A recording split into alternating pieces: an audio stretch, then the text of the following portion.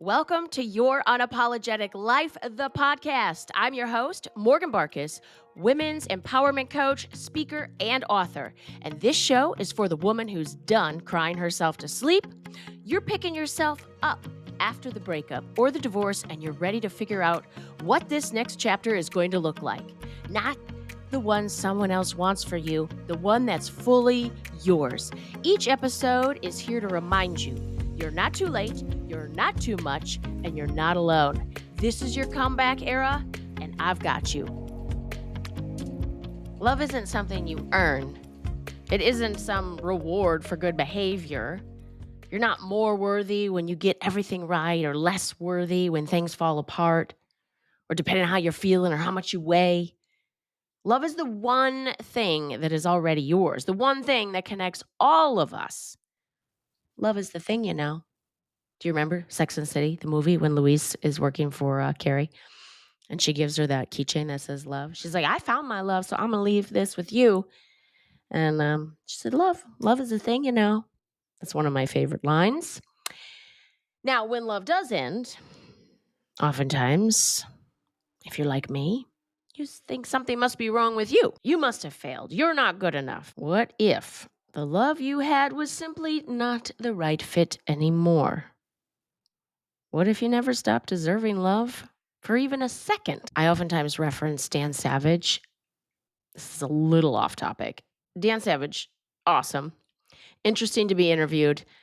Dax Shepard from Armchair Expert was interviewing him at a live show, and I loved what Dan said about love and relationships, and that in our society, in our culture, the only successful marker for a successful relationship is until death do us part. And he said, isn't that silly that you're seen as unsuccessful in love or your relationship is a failure if it isn't death do us part? And that it isn't that cut and dry. And it wasn't unsuccessful because you decided to stay together for a few years to have kids together and make a beautiful family. And then it wasn't the right fit anymore. That made me think of that when I was mentioning about, a partnership that no longer feels like a fit.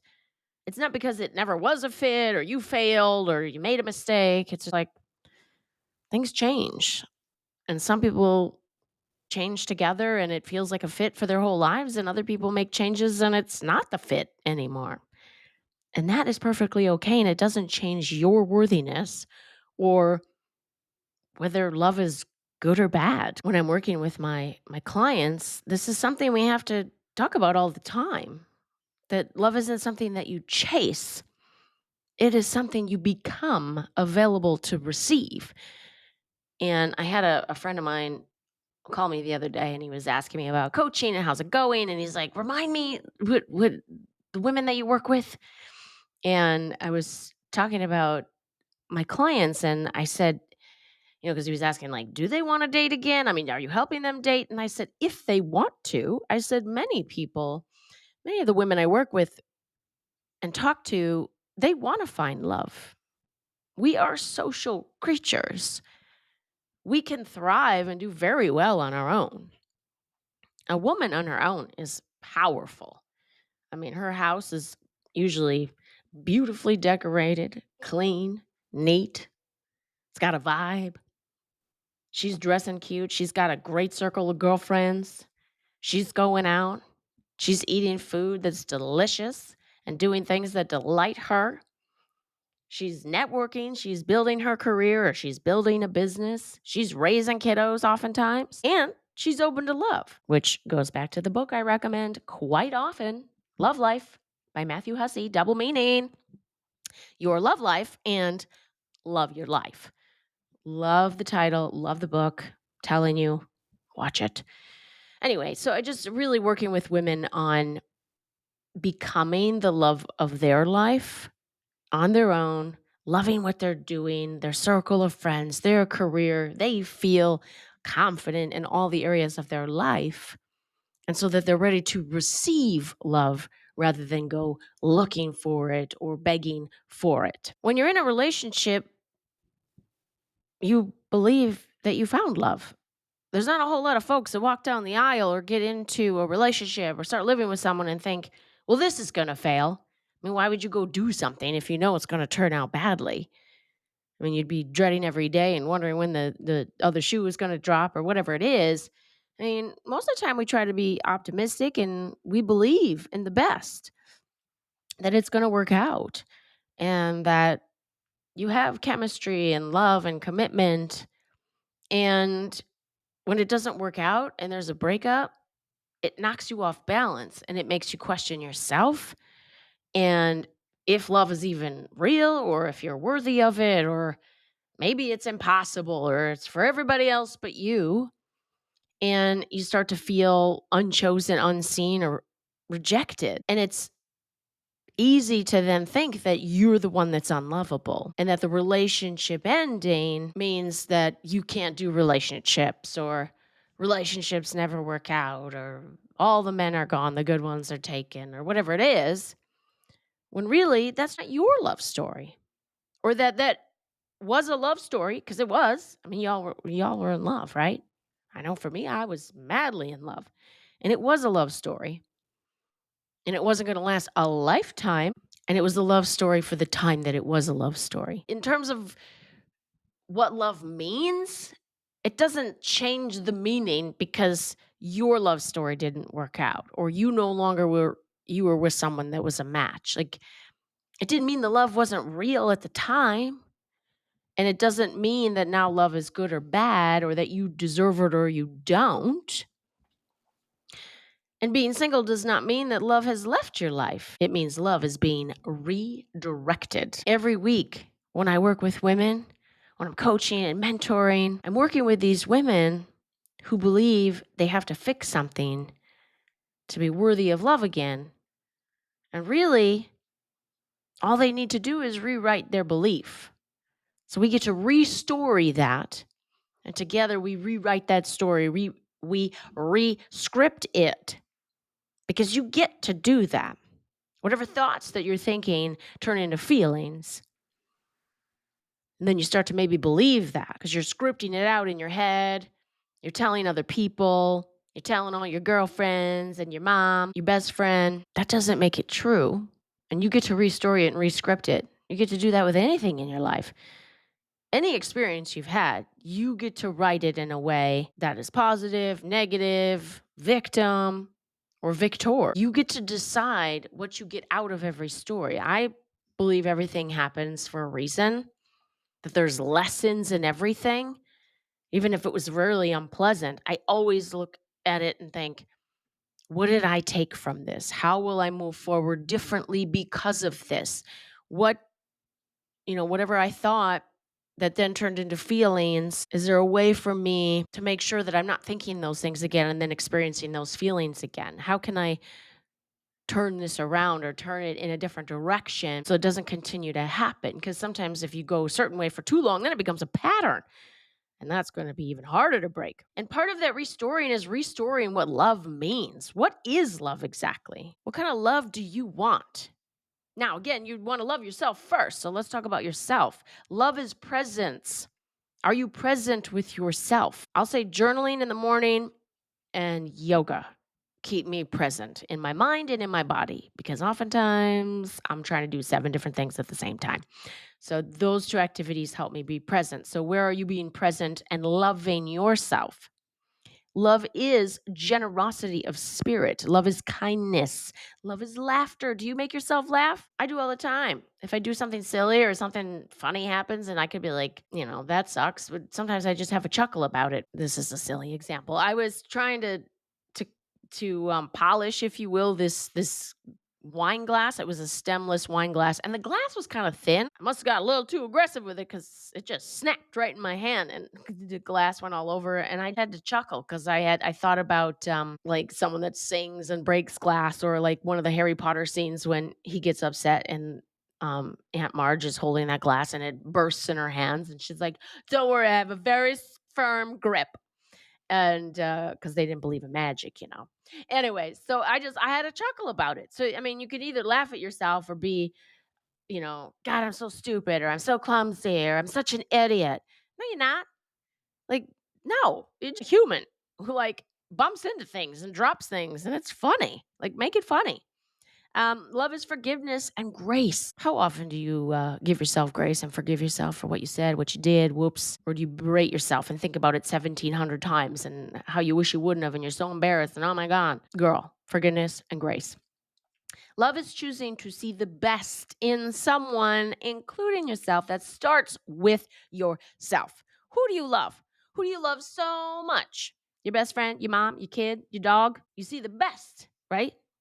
And that little bean, that dog does no wrong, right? Even though they do all the time. Doesn't bother you though, because you love, love, love. So choose to love yourself in that same way.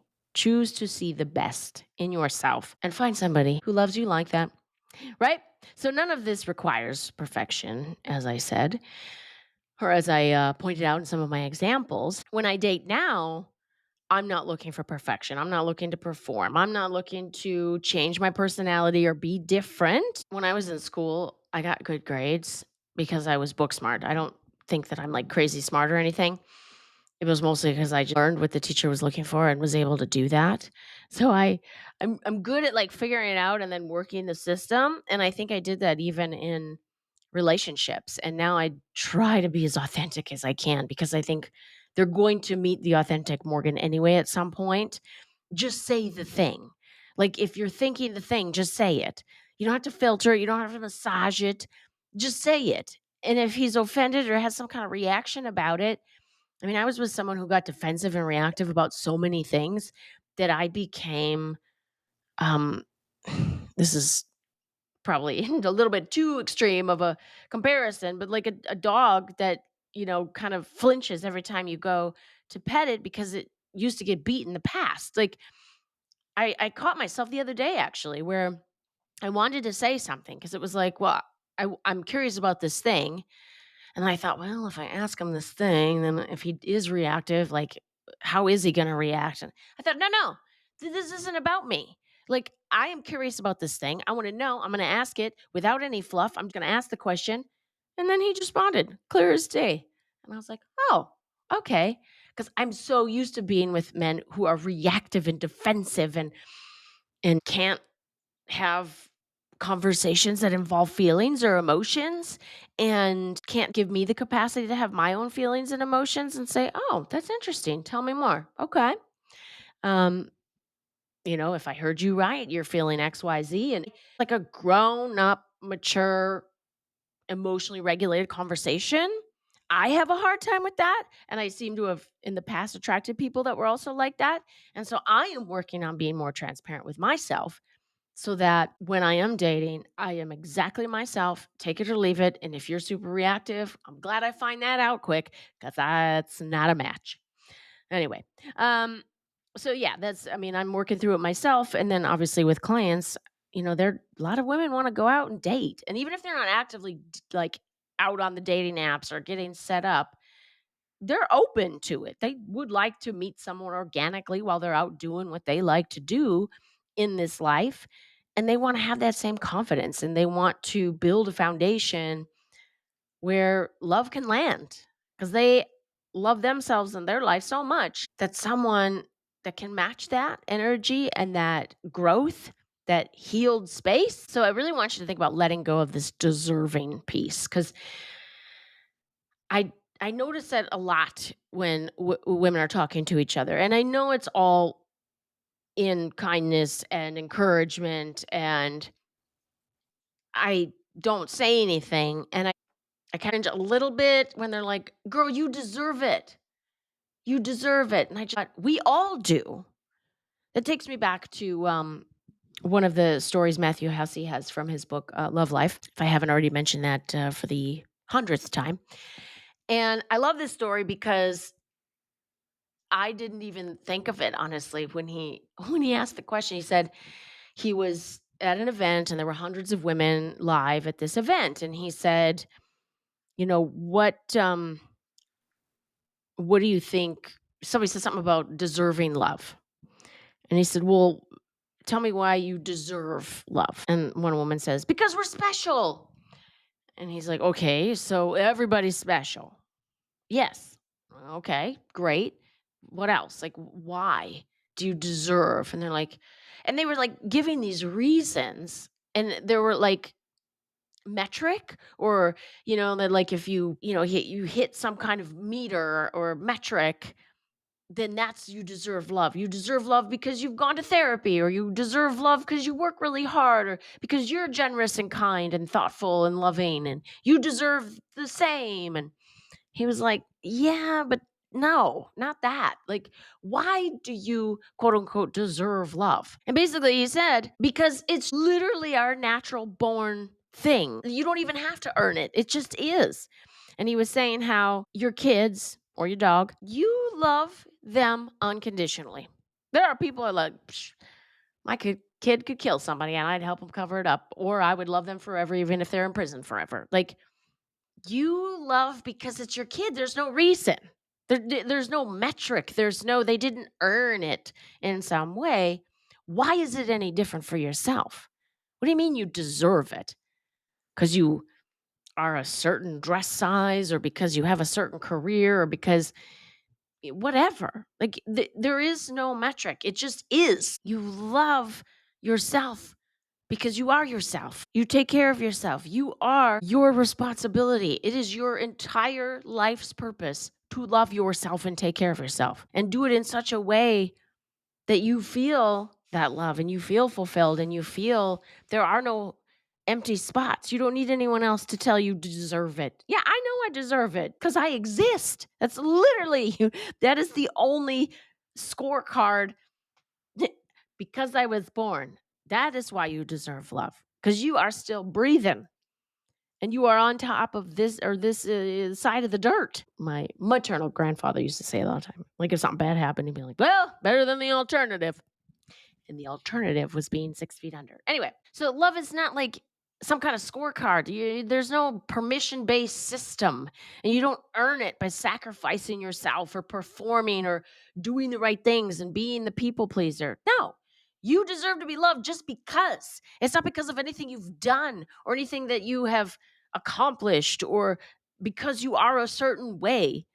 You can't lose love by being a human being. There is no deserving. It just is. You are worthy of love because you exist. Done. Period. End of sentence. How about some book recommendations? Love a book recommendation. All right. So, Bell Hooks, All About Love, a powerful redefinition of love as a practice and a world view. The other one is The Defining Decade by Meg J. She helps normalize rediscovering yourself after major transitions. So that one is called The Defining Decade. And then Esther Perel, love me some Esther Perel. If you Google her TED Talk, The Secret to Desire in a Long-Term Relationship, she helps separate self-worth from relationship status. Some homework you want to do. So Bell Hooks, All About Love, The Defining Decade, and Esther Perel's TED Talk called The Secret to Desire in a Long-Term Relationship. Esther Perel rocks. If you haven't heard her interview on Trevor Noah's podcast, you are missing out. She's amazing. All right, so let's talk about your fear. Your fear right now, you're thinking, what if that was my one shot? And by that one shot, I mean your last relationship. Like, this was it. Like, I'm already in my 40s or my 50s. What is happening? Is this it for me? I had a friend recently. He goes, "Well, I'm resigned to never meeting my soulmate." I was like, "Are you dying today? Why would you say something like that? Like, that is so pessimistic." He's like, "I don't know." And I was like, "Why?" Like, there are people that fall in love in their 90s and get married because they can. I mean, it's never a done deal. You don't know that. And I said, you're basically telling the universe that you closed the door. So even if the universe, someone passed through your life that is your soulmate, she'd walk up to the door and it's closed and locked. Like, you literally closed and locked the door on the possibility. Why? Come on now. Anyway, so the truth is that your capacity for love didn't disappear. Circumstances have nothing to do with the capacity for love. All right, girl, you are becoming again. You were in your light, you were in your confidence at some point. And for whatever reason, this last relationship knocked you off course, brought you down somehow. And I know, you're powerful, you're capable, you're confident. It is inside of you. Maybe a little dormant. Maybe she's a little shy right now or scared. And she's in there. If you've ever felt confident in your life, in any capacity, I don't care if it was in the boardroom or in the bedroom or at your kid's sports event, and you're like coaching the team, or you did a talk, or you hosted an event that was so bomb and it went perfect. And everybody's like, oh my God, that was one of the best nights of my life. And you're like, yes, it was. Because I did a great job. It was pretty badass, wasn't it? It's inside of you. And it means that it's possible again in different areas of your life. Because somewhere in your life, you feel very confident. Now, my business, the company name is called, this podcast is called Your Unapologetic Life. The name of my company is called The Confidence Stage.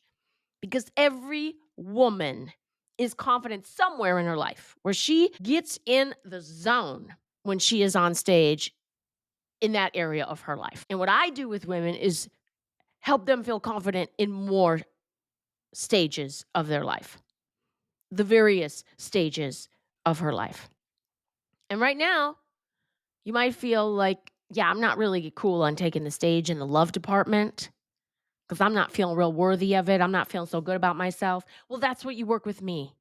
Let's get you there. What do we need to do? Do we need to get your money right? Your health and fitness right? Do we need to talk about prioritizing your pleasure? What do we need to do? We need to switch careers, get you moved geographically. Do you need to be somewhere else? Because I'll tell you right now, South Florida, that's where I'm at. I've been the happiest I've ever been in my life. I moved there and it was like a weight was lifted off me. Like the clouds all drifted away and there was nothing but blue skies and sunshine. I know geographically where I'm happiest, temperature-wise, days of sunshine-wise, right? So there's certain things that you can do in your life that I can help you figure out.